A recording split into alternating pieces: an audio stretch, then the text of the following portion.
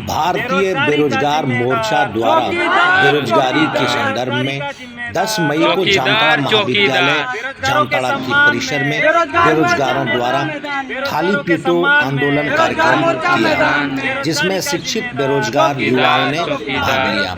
युवाओं ने थाली पीटकर अपना आक्रोश सरकार के खिलाफ जाहिर किया।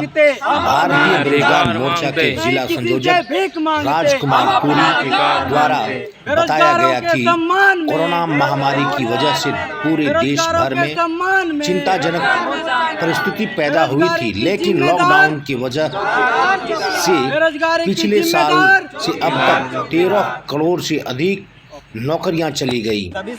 इसको ध्यान में रखते हुए सरकार को पहल करना चाहिए, क्योंकि आज जो स्थिति हमारे देश की हो गई है कि देश के युवाओं के पास थाली है पर उस थाली में खाने के लिए अनाज नहीं है, जिसके कारण सिर्फ जामताड़ा में ही नहीं, भारत के 29 राज्य, 550 जिले और 7000 तहसीलों में सभी विद्यार्थी और बेरोजगार युवा अपने महाविद्यालय गेट परिसर के बाहर खाली थाली लेकर सड़क पे उतरे हैं, क्योंकि उनके पास खाने के लिए खाना नहीं है।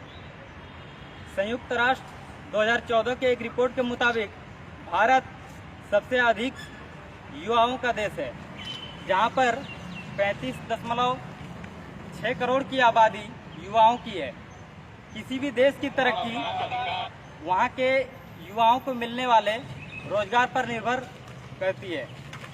अगर युवाओं को पर्याप्त रोजगार ना मिले तो न केवल उनके सपने टूटते हैं, बल्कि उनके द्वारा गलत कदम उठाए जाने और आत्महत्या करने की संभावनाएं भी होती है, जिसके गंभीर परिणाम सामने आ रहे हैं। इस समस्या का मूल वजह 1991 में एनडीए और यूपीए की सरकार द्वारा लाया गया उदारीकरण, निजीकरण और वैश्वीकरण का कानून है। अभी वर्तमान की सभी राज्य और केंद्र सरकार ईवीएम द्वारा चुनकर आई हुई सरकारें हैं, इसलिए वो निजीकरण के माध्यम से सभी सरकारी क्षेत्रों को समाप्त कर रहे हैं। इसके कारण देश में भारी मात्रा में बेरोजगारी में वृद्धि हो रही है और बेरोजगारों का एक भीड़ निर्माण हो रहा है।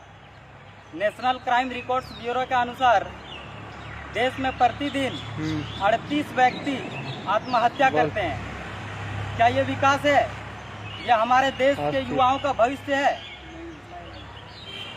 इसलिए आजकल के सभी नेता, सभी केंद्र सरकार और राज्य सरकार के नेतागण धर्म और जाति के मामलों को सामने रखकर राजनीति करते हैं, जिससे देश के युवा शिक्षा, स्वास्थ्य और रोजगार के लिए आवाज ना उठा पाए। इसलिए मैं अपने सभी साथियों को या आग्रह करता हूं, उनसे अपील करता हूं कि आप अपनी हक की लड़ाई में सामने आएं। इंतजार का समय खत्म हो गया है। वो नेता आपकी लड़ाई नहीं लड़ेंगे, क्योंकि उनके बेटा बेटी